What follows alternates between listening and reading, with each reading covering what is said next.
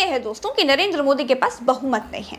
अब तक एक आकाश की एक पाताल की बातें करने वाले नरेंद्र मोदी जी को बैसाखियों के सहारे अपनी सरकार खड़ी करनी पड़ेगी। जो नरेंद्र मोदी अब तक रात 8 बजे आकर अपना निर्णय जनता पर थोप देते थे, अब अपने गठबंधन के लोगों से पूछ कर काम करना पड़ेगा। यानी अब मनमानी खत्म। लेकिन अब यहाँ पर रुकिए, क्योंकि मैंने अब तक आपको जो बताया है वो सिक्के का एक पहलू था। अब दूसरा पहलू यह है कि मोदी की बीजेपी ने कहा है कि अब उनको आरएसएस की जरूरत नहीं है। लेकिन सवाल यहाँ पर यह भी है कि क्या अब आरएसएस को मोदी की जरूरत है? क्या आरएसएस गडकरी को आगे करेगा? क्या एनडीए के लोग मोदी के नाम पर सहमत होंगे? वो नितिन गडकरी को आगे बढ़ाएगा, लेकिन पहले सांसदों की मीटिंग तो हो। सांसदों की मीटिंग तो हो जी। या तो सांसदों की मीटिंग होने के पहले ही एनडीए गठबंधन की मीटिंग हुई।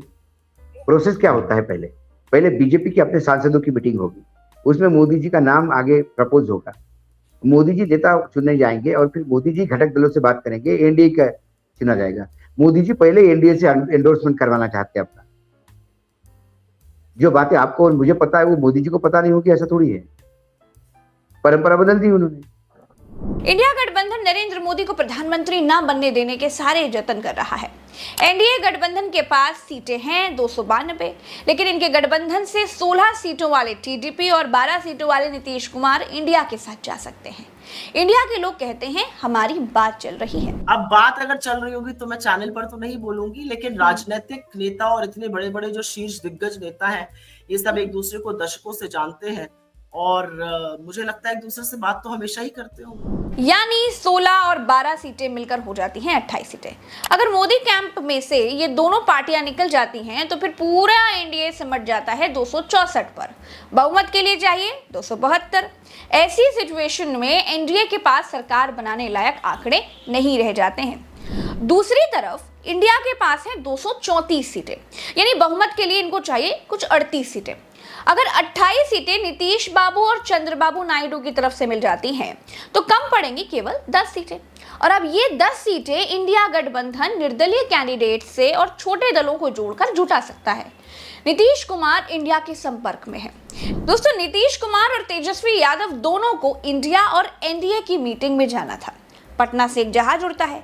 जहाज में आगे पीछे बैठे हुए नीतीश कुमार और तेजस्वी यादव को देखा गया, लेकिन थोड़ी देर के बाद दोनों को एक सीट पर बैठा हुआ देखा गया। कहा जा रहा है कि नीतीश कुमार को इंडिया की तरफ से प्रधानमंत्री बनने का ऑफर दे दिया गया है। कांग्रेस ने कहा है कि 99 सीटों के साथ वो सरकार नहीं बनाएंगे। बाकी अगर कोई प्रधानमंत्री बनना चाहता है तो उसे बाहर से सपोर्ट करेगी। चाचा ने पलटी ऑलरेडी मारी हुई है। ये एक रणनीति के तहत एनडीए के साथ गए थे। बहुत अच्छा कॉम्बिनेशन तेजस्वी यादव और नीतीश कुमार का बना हुआ है पहले से। तो अब दूसरा पहलू यह है दोस्तों कि नरेंद्र मोदी का तीसरी बार प्रधानमंत्री बनना अब भी खतरे में है। और अगर प्रधानमंत्री बन भी गए और पिछली सरकार की तरह मनमानी की, मंत्रियों को बिना नाखून का शेर बनाकर रख दिया, तब तो गुरु विद्रोह होगा। विद्रोह होगा तो बैसाखियों पर खड़ी मोदी जी की सरकार गिर जाएगी। मोटा मोटी मानकर चलिए कि मोदी की गारंटी, मोदी है तो मुमकिन है, अब की बार मोदी सरकार, ये सब कुछ नहीं चलेगा।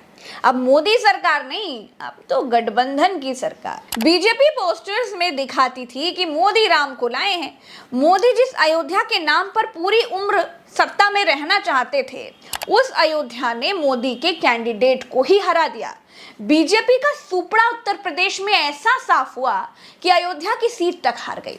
अयोध्या हारने के बाद बीजेपी सपोर्टर्स अयोध्या के लोगों को गालियां देने लगे, अयोध्या के हिंदू वोटर्स को कोसने लगे। ये कुछ ट्वीट्स देखिए जरा। अब देखिए कैसे भक्त मंडली बिल्कुल पगला गई है। दोस्तों, मोदी ने पिछले 10 सालों में अपने एनडीए के लोगों का मुखड़ा तभी दिखाया जब इंडिया नाम का गठबंधन बना था, लेकिन इस बार मोदी बैसाखी पर खड़े हैं। अनुकंपा पर बने हुए प्रधानमंत्री बनेंगे। इसीलिए एनडीए दलों की एक ऐसी ही हाय हेलो वाली मीटिंग बुलाई गई थी। जिनको मोदी सेकते तक नहीं थे, जो मोदी से महीनों मिल तक नहीं पाते थे, वो मोदी के साथ बैठकर मीटिंग कर रहे हैं।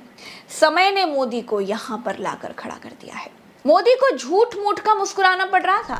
आप सीनियर है दल बदलने में, आप सीनियर है नए नए दलों से गठबंधन करने में, आप सीनियर हैं अपने खुद के ससुर की पीठ में छुरा भोंकने में, अरे आप सीनियर है, एक चुनाव के बाद दूसरे चुनाव में हारने में, एक चुनाव के बाद दूसरे चुनाव में हारने में, और मैं तो उसमें सीनियर हूं नहीं। हालत ये थी मीटिंग की कि मोदी मुस्कुरा रहे थे और बाकी सब लोग सीरियस थे, क्योंकि जो मोदी आज दोस्ताना दिख रहे हैं, कल तक यही मोदी जी सबकी क्लास लिया करते थे। चंद्रबाबू नायडू को न जाने क्या क्या कहा था, लेकिन आज उन्हीं चंद्रबाबू नायडू के बगल में बैठकर जबरन मुस्कुराना पड़ रहा है। आप सब सत्ता में हिस्सेदारी चाहते हैं। कोई अमित शाह का विभाग चाहता है, कोई राजनाथ सिंह का विभाग चाहता है, कोई निर्मला सीतारमण का विभाग चाहता है। अब सबके चेहरे पर देखिए तनाव है। सब सोच रहे हैं कि बहुत हुई 10 साल की तानाशाही गुरु, अब अपना हक लेकर आएंगे। मोदी झूठ मूठ का मुस्कुरा रहे हैं। बाकियों के चेहरे देखिए गंभीरता के कारण तनाव में दिख रहे हैं। सब अपने अपने विभागों के लिए बड़े चिंतित हैं। अब अगले 5 साल मोदी के नाक में यही लोग नकेल डालकर रखेंगे। कहा तो यहां तक जा रहा है कि मोदी को आसानी से सब अपना नेता तक मानने के लिए तैयार नहीं है। मोदी को इससे बड़ी तकलीफ होगी, अपने घर में किराएदार की तरह रहना पड़ेगा। चलिए इस वीडियो में इतना ही, दीजिए इजाजत। राम राम, दुआ सलाम, जय हिंद।